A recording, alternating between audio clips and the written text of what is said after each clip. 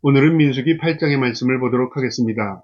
이 8장의 내용은 성막 안에 있던 등잔을 어떻게 제작하고 어떻게 관리할 것인가를 지시하는 내용과 또 성막을 관리하고 그곳에서 수종드는 레위인들이 하나님 앞에 어떻게 섬길 것인가를 가르쳐주는 내용인데요. 오늘도 이 말씀을 통해서 하나님을 섬기는 자세 그리고 하나님 앞에 어떻게 나갈 것인가를 말씀을 통해서 깨닫는 저와 여러분 되기를 주님의 이름으로 축복합니다. 8장 1절에 여호와께서 또 모세에게 말씀하여 이르시되 아론에게 말하여 이르라 등잔을 켤 때에는 7등잔을 등잔대 앞으로 비추게 할지니라. 등잔을 켤 때, 그러니까 성막이 어둡습니다. 그 지성소도 어둡고 또 성소도 어둡습니다. 이 성막 안에서 하나님의 앞에 수종드는 이 제사장과 레위인들이 어둡기 때문에 빛을 비추는데요. 그 빛을 비추는 도구가 등잔이었습니다. 그런데 이 등잔은 무엇을 상징하냐면 바로 빛 대신 하나님과 예수 그리스도를 상징하고요.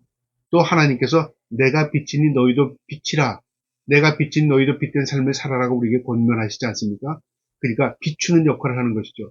어둠을 물리치고 그 다음에 광명의 빛을 비추게 하는 그런 상징적인 의미가 있습니다. 이 등잔을 앞을 향해서 비추게 하랍니다. 하심에 아론이 그리하여 등잔을 등잔대 앞으로 비추도록 했으니 여호와께서 모세에게 명령하심 같았더라. 빛을 비추게 하고 그 다음에 그 빛 아래서 제사장이 하나님 앞에 수종들게 하라 그 내용이고요. 4절에 이 등잔대의 제작법은 이러하니 곧 금을 쳐서 만들 것인데 밑판에서 그 꽃까지 쳐서 만들 것이라. 모세가 여호와께서 자기에게 보이신 양식을 따라 이 등잔대를 만들었더라. 그러니까 하나님이 보여주신 그대로 모세가 그 하나님이 보여주신 그대로를 제작하겠다 그 말이죠. 근데 이 등잔은 7등잔입니다. 그러니까 초를 켤 수 있는 그 불을 비칠 수 있는 것이 7개로 되어 있습니다. 이것은 무엇을 상징하냐면요. 바로 예수 그리스도를 상징하는데 바로 7은 완전수입니다. 그러니까 이스라엘도 지금 상징적인 의미로 이 등잔을 깃발에 비치기도 하는데요. 이것은 바로 하나님의 임재를 상징하는 것이기도 합니다. 5절에요. 여호와께서 모세에게 말씀하여 이르시되 이스라엘 자손 중에 레위인을 데려다가 정결하게 하라. 이제 성막에서 수종드는 레위인들을 정결하게 하는 정결 예식을 갖추라고 하나님께서 명령하신대요. 너는 이같이 하여 그들을 정결하게 하되 곧 속죄의 물을 그들에게 뿌리고 그들에게 그들의 전신을 삭도로 밀게 하고 그의 의복을 빨게 하며 몸을 정결하게 하고 이 레위인의 이 하나님 앞에 수종되려면 먼저 정결하게 해야 되는데요. 깨끗하게 해야 되는데 이 깨끗하게 하기 위해서는 속죄의 물을 뿌렸답니다. 우리가 오늘날 우리의 죄 씻음을 상징적으로 보여주기 위해서 물을 뿌리는 행위를 하거든요. 또 우리가 세례를 줄 때 우리가 성령의 임재를 또 하나님 앞에 우리가 죄를 씻음 받았다는 상징적인 의미로 물을 또 이마에 대기도 하지 않습니까? 그러니까 물은 깨끗함을 씻는다는 의미입니다. 이 물을 뿌려서 영적으로 깨끗함을 선언하고요. 그 다음에 그들이 몸에 있는 털을 다 밀었습니다. 그러니까 불순물을 제거한다는 의미가 있고요. 그 다음에 의복을 빨았습니다. 몸도 깨끗이 정결하게 했지만 의복도 깨끗이 빨아서 안이나 밖이나 모든 것을 정결하게 하고 하나님 앞에 쓰는 것입니다. 그 다음 8절에 또 그들에게 송아지 한 마리를 번제물로 기름 섞은 고운 가루를 그 소제물로 가져오게 하고 번제물, 소제물, 그 다음에 그 외에 너는 또 송아지 한 마리를 속죄 제물로 가져오게 하고 그러니까 제물을 통해서 하나님 앞에 번제물, 소제물, 속죄 제물을 먼저 드리게 합니다. 레위인은 회막 앞에 나오게 하고 이스라엘 자손이 온 회중을 몰고 레위는 여호와 앞에 나오게 하고 이스라엘 자손은 그들에게 안수하게 한 후에 이게 무엇을 상징하냐면요. 이스라엘을 장자를 대표하는 겁니다. 그러니까 이스라엘을 하나님께서 출애굽할 때 그 재앙을 내릴 때 이 첫 태어난 것은 다 하나님께서 재앙으로 다 걷어가셨습니다. 그래서 마지막 재앙이 장자의 죽음의 재앙이 아니었습니까? 그런데 이스라엘은 그 재앙을 하나님께서 넘어가게 했습니다. 그게 6월입니다. 그러나 하나님께서 이스라엘을 받으십니다. 그래서 각 가정에 있는 장자는 다 하나님의 것이라고 선언합니다. 그런 상징적인 의미입니다. 그러니까 12지파 가운데 레위 지파를 하나님 택하셨습니다. 그리고 하나님의 지파로 삼으신 겁니다. 그들이 특별했어요? 아닙니다. 그들이 뭐 죄가 없어서 그것도 아닙니다. 하나님 일방적으로 하나님의 주권적인 섭리로 레위인을 택한 겁니다. 그러니까 레위인은 그냥 하나님의 은혜를 입은 겁니다. 그 은혜를 입은 레위인들은요, 다른 지파처럼 분깃을 받지 않고 하나님이 그들의 분깃이 되어줍니다. 그리고 그들은 온전히 하나님께 봉사하고 섬기는 일이 그들의 업이 된 겁니다. 그들의 일이었습니다. 그래서 하나님이 그들을 성전에서 일하기 전에요, 이렇게 구별해서 정결하게 하시는데, 11절에 아론이 이스라엘 자손을 위하여 레위인을 흔들어 바치는 제물로 여호와 앞에 드리니 이는 그들에게 여호와께 봉사하게 하기 위함이라. 제물로 드려졌다는 것은 사람을 이렇게 제물로 썼다 그 얘기가 아니라, 흔들었다는 건 무슨 의미냐면 여기에 하나님의 제물, 하나님의 택함 받은 레위 지파가 있습니다 그 말이죠. 그러니까 하나님께서 구별한 겁니다. 그것을 인정하고 하나님께 이 레위인을 드려지는 겁니다. 이제 앞으로는 온전히 하나님만 일만 하겠습니다. 하나님만을 섬기겠습니다. 그거죠. 그럼 레위인만요? 아닙니다. 이스라엘은 하나님 택함 받은 백성입니다. 그러나 대표적으로 레위인을 하나님께서 제물 삼으시는 겁니다. 12절에요. 레위인으로 수송아지들을 머리에 안수하게 하고 내가 그 하나는 속죄제로 하나는 번제로 여호와께 드려 레위인을 속죄하고, 사람들은 레위인에게 안수하고 레위인은 다시 제물인 송아지에게 안수하고 그 제물을 하나님께 드려지는 겁니다. 그러니까 전가하는 거죠. 안수는 전가하는 겁니다. 우리의 모든 것들을 레위인에게 전가합니다. 레위인들의 모든 죄를 속죄 제물에 전가합니다. 그리고 그 제물이 하나님께 드려지는 겁니다. 13절에 레위인은 아론과 그의 아들들 앞에서 세워 여호와께 요제로 드릴지니라. 너는 이같이 이스라엘 자손 중에서 레위인을 구별하라. 그리하면 그들이 내게 속할 것이라. 구별하면 하나님께 속했다. 이게 무엇을 의미하냐면요, 우리의 모든 것들이 하나님으로부터 오는 것입니다. 인정하는 것입니다. 우리가 구별한다고 하잖아요. 우리의 삶을 구별하는 것, 하나님께 드려지는 겁니다. 우리의 물질을 구별하는 것, 하나님께 드려지는 겁니다.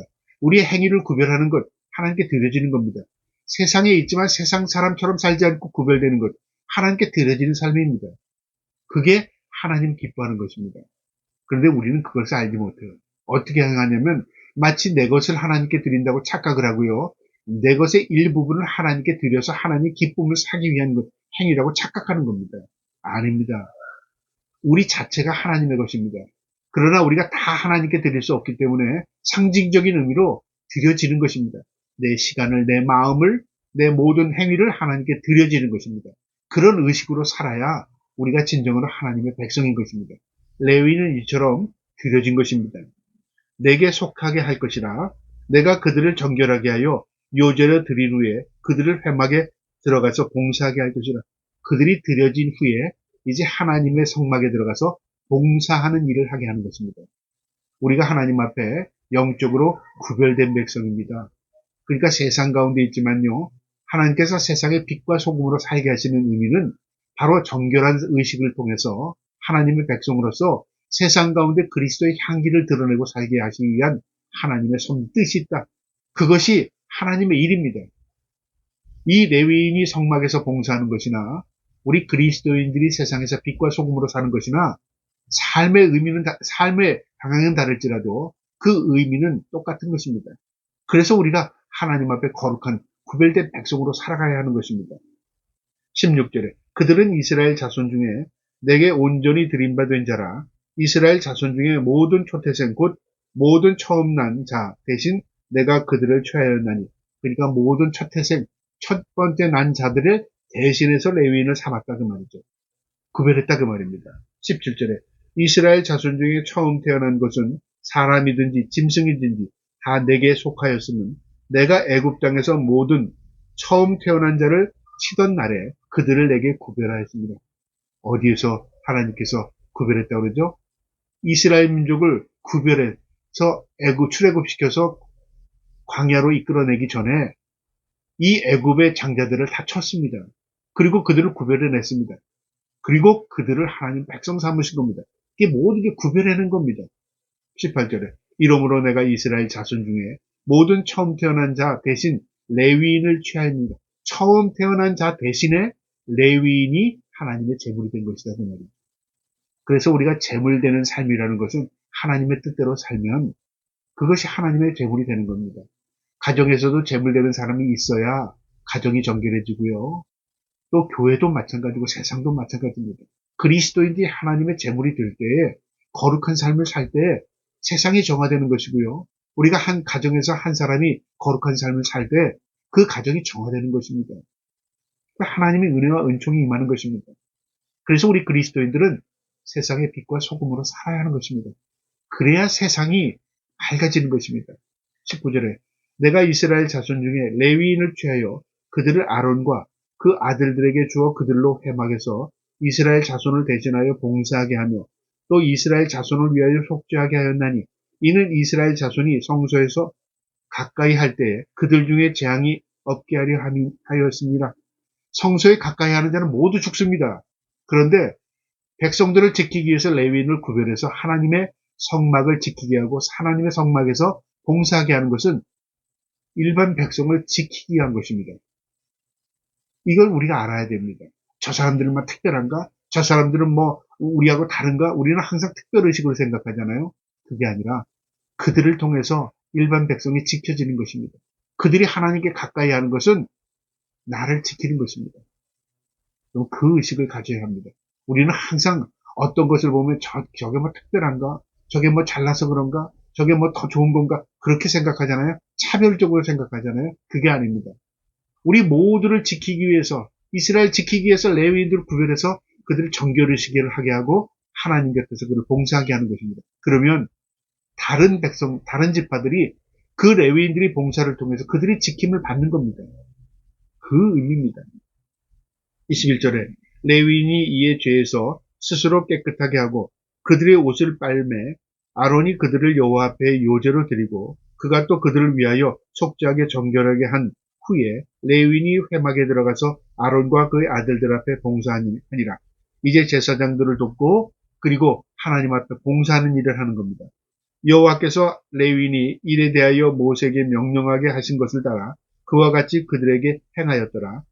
여호와께서 또 모세에게 말씀하여 이르시되 레위인은 이같이 할지니 곧 25세 이상으로 회막에 들어가서 복무하고 봉사할 것이요 레위인 가운데 25세부터 이제 50세까지 봉사자로 구별했습니다. 너무 어린 철없는 사람도 말고 너무 나이가 들어서 노쇠한 사람도 말고 가장 정년기, 가장 힘이 있고 왕성하고 무엇이든지 행할 수 있는 나이가 25부터 50세라고 본 거죠. 그 당시로요. 그래서 25부터 50세까지 이 정년기 가장 왕성한 이 길을 구별한 겁니다. 50세부터 그 일을 취해 봉사하게 하지 아니할 것이나 그의 형제와 함께 회막에 돕는 직무를 지킬 것이요 일하지 아니할 것이라. 너는 레위인의 직무에 대하여 이같이 할지니라.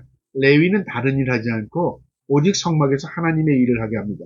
그런데 이 50세부터는 그 일을 쉬어 봉사하지 아니하게 한다는 건 뭐냐면 50세 이후에는 그 일을 멈춘다 하지 않았다 그 말이죠. 그러니까 25세부터 50세까지 성막에서 봉사하게 하는데요. 25세부터 전적으로 봉사하게 한 게 아니라 5년 동안 수련 기간을 갖겠습니다. 그러니까 30세까지는 배우고 가르침을 받고 이제 본격적으로 30이 되면 그들이 20년 동안을 성막에서 봉사하게 한 겁니다. 그러니까 수련 기간 거쳐서 이제 완숙해지고 어떤 일을 자발적으로 할 수 있고 행할 수 있을 나이가 되면 이제 그들이 20년 동안 성막에서 봉사하게 하는 일. 이것이 레위인의 직무이자 그들의 일이었습니다. 그 일을 통해서 하나님이 이스라엘을 지키시고 이스라엘과 함께 하시는 것입니다. 중요한 일이죠. 그러나 그들이 그 중요한 일을 거룩하게 구별하는 것, 그 의식을 가지고 하나님 앞에 서야 된다. 그것을 가르치는 겁니다. 우리가 하나님의 일을 하는 것 귀한 것입니다. 그러나 더 중요한 것은요. 그 일을 하기 위해서 우리가 구별되고 성별되고 거룩해져야 하는 것입니다. 저와 여러분이 하나님 앞에 거룩한 삶을 살 때에 하나님께서 그 거룩한 백성과 함께 하십니다.